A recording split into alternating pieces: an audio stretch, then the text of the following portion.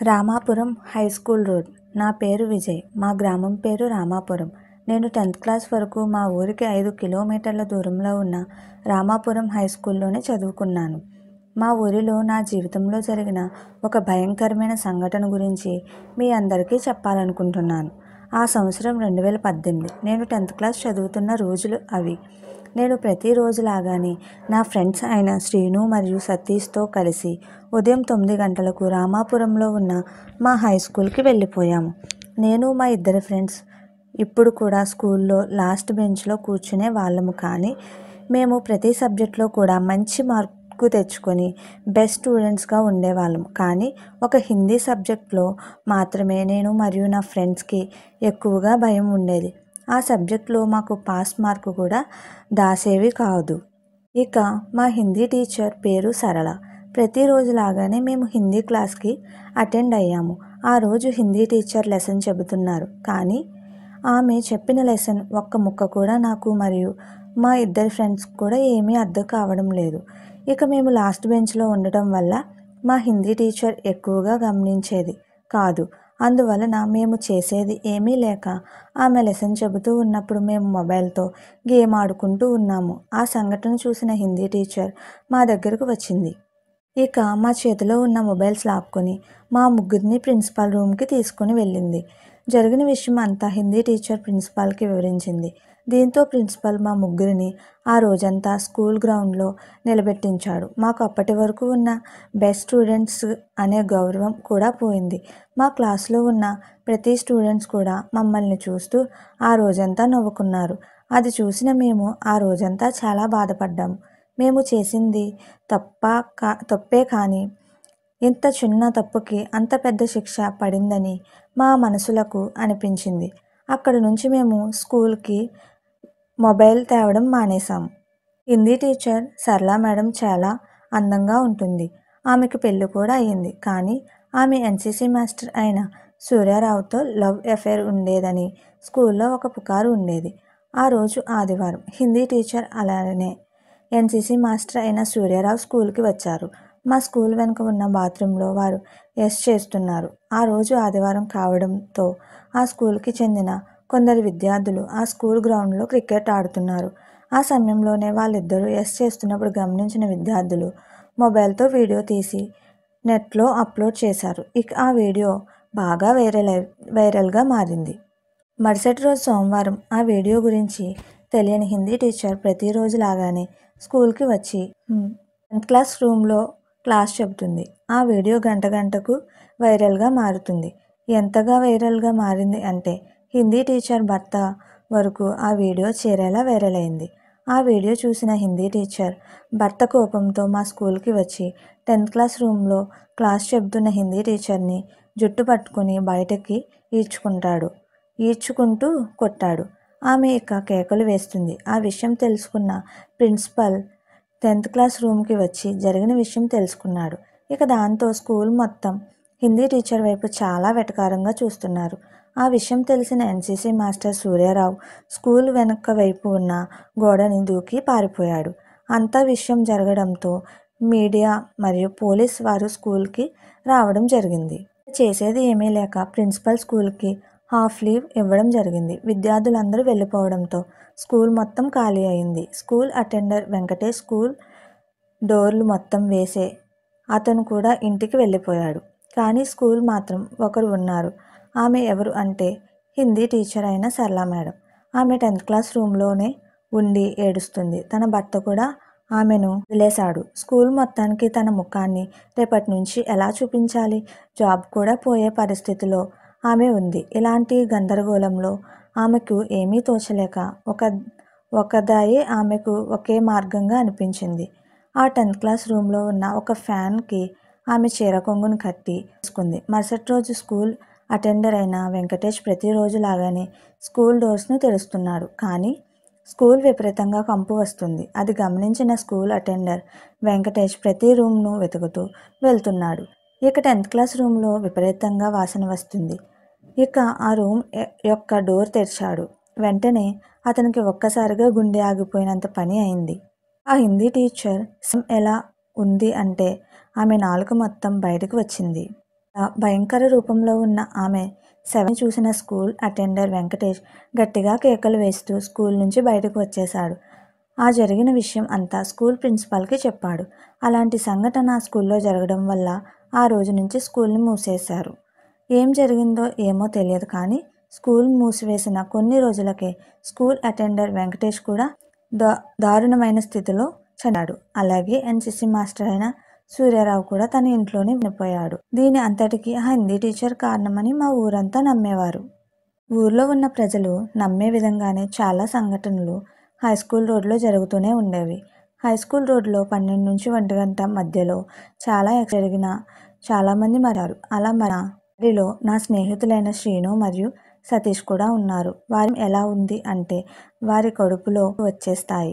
వారి తలలు 4 ముక్కలు. అంత భయంకరమైన నా ఫ్రెండ్స్కి ఆ హై స్కూల్ రోడ్లో జరిగింది. ప్రతిరోజు కూడా రాత్రి అయితే ఆ స్కూల్ నుంచి అరుపులు వినిపిస్తూనే ఉండేవి. అలాంటి సంఘటనలు చూసిన ప్రజల ఆ రోడ్డు నుంచి రాత్రిపూట రావడం కూడా మానివేశారు. మా ఊరు ప్రజలు ఏ పని అయినా ఉదయం పూటనే తమ పనిని ముగించుకొని వచ్చేవారు. ఆ స్కూల్ మూసివేసి దాదాపు 5 సంవత్సరాలు దాటింది. నేను కూడా నా డిగ్రీని పూర్తి చేశాను. ఆ సంవత్సరం 2023 నాకు కాలేజీ నుండి ఫోన్ వచ్చింది. మీ డిగ్రీ సర్టిఫికెట్లను తీసుకువెళ్ళండి అని చెప్పారు. ఆ విషయం తెలుసుకున్న నేను నా బైక్తో మా ఊరు రామాపురం నుండి సిటీకి దగ్గరలో ఉన్న మా కాలేజ్ దగ్గరకు వెళ్ళాను. అప్పుడు నాతో పాటు డిగ్రీలో చదువుకున్న నా ఫ్రెండ్స్ని కలిశాను. చాలా రోజుల తర్వాత కలవడంతో వారితో కలిసి పార్టీ కూడా చేసుకున్నాను. కానీ ఆ సమయంలో నేను టైం చూసుకోవడం మర్చిపోయాను. రాత్రి 8 అవుతుంది.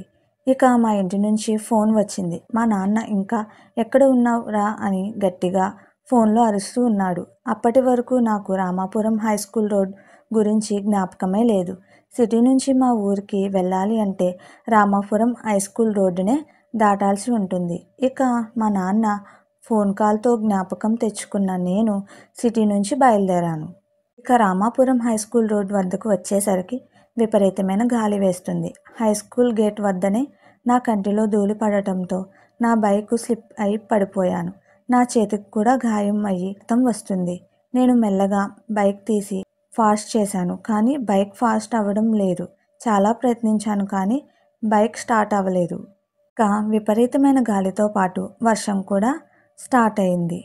నా దగ్గర ఉన్న సర్టిఫికెట్ తడిచిపోతాయేమో అని భయంతో నా బండిలో నుంచి బయటికి తీసి కవర్లో పెట్టే లోపల నా చేతిలో ఉన్న సర్టిఫికెట్లు జారిపోయి గాలికి ఎగురుకుంటూ స్కూల్ కాంపౌండ్లోకి వెళ్ళిపోయాయి. ఇక నాకు భయం మొదలైంది. నేను 3 సంవత్సరాల కష్టపడి నా ఫలితం ఆ సర్టిఫికెట్లు వాటిని ఎలాగైనా పొందాలని నిర్ణయించుకున్నాను. మెల్లగా నేను భయంతో నా మొబైల్ టార్చ్లో స్కూల్ లోపలికి నా సర్టిఫికెట్ని వెతుక్కుంటూ వెళ్ళాను. ఇక నా సర్టిఫికెట్లు గాలికి ఎగురుతూ స్కూల్ రూమ్ లోపలికి పడిపోయి ఉన్నాయి. వాటిని చూసిన నేను వెంటనే నా సర్టిఫికెట్లు తీసుకొని బయటకు వచ్చేసరికి ఒక్కసారిగా స్కూల్ రూమ్ డోర్స్ మూతపడిపోయాయి. ఆ మూతపడిన శబ్దం నాకు ఒక్కసారిగా గుండె ఆగినంత పని అయింది. మూతపడిన డోర్స్ని తీయడానికి ఎంత ప్రయత్నించినా తెచ్చుకోలేదు. ఆ స్కూల్లో ఉన్న సామాన్లతో ఆ డోర్ని పగలగొట్టడానికి ప్రయత్నించాను కానీ ఆ డోర్ అస్సలు ఓపెన్ కాలేదు. ఆ సమయంలోనే నా వెనుక వైపు ఎవరో నిల్చొని నా వైపు చూస్తున్నట్లుగా నాకు అనిపిస్తుంది. నేను భయంతో వెనక్కి తిరిగి చూశాను కానీ అక్కడ ఎవరూ లేరు. నా మొబైల్లో సిగ్నల్ కూడా రావడం లేదు. నేను ఇక భయంతో గట్టిగా కాపాడండి అని అరుస్తూ ఉన్నాను. అదే సమయంలోనే మరో ఆడగొంతుతో నన్ను కాపాడండి అని స్కూల్ లోపల అరుస్తూ ఉన్నారు. ఆ అరుపు వినగానే నాకు చాలా భయం అనిపించింది. అరుపు ఎలా ఉంది అంటే మా హిందీ టీచర్ సరళ మేడం అరుపులాగానే అనిపించింది. ఇక నాకు ఒళ్ళంతా చెమటలు పట్టేస్తున్నాయి. గుండె దడ పెరిగిపోతుంది. నా చుట్టుపక్కల అంతా కటిక చీకటిగా ఉంది. కానీ పైనుంచి మాత్రం అరుపులు వినిపిస్తూనే ఉన్నాయి. మరోవైపు ఏడుపులు కూడా వినిపిస్తూ ఉన్నాయి. ఇక నేను భయంతో ఆ అరుపులు మరియు ఏడుపులను వినడానికి చాలా భయంకరంగా ఉంది.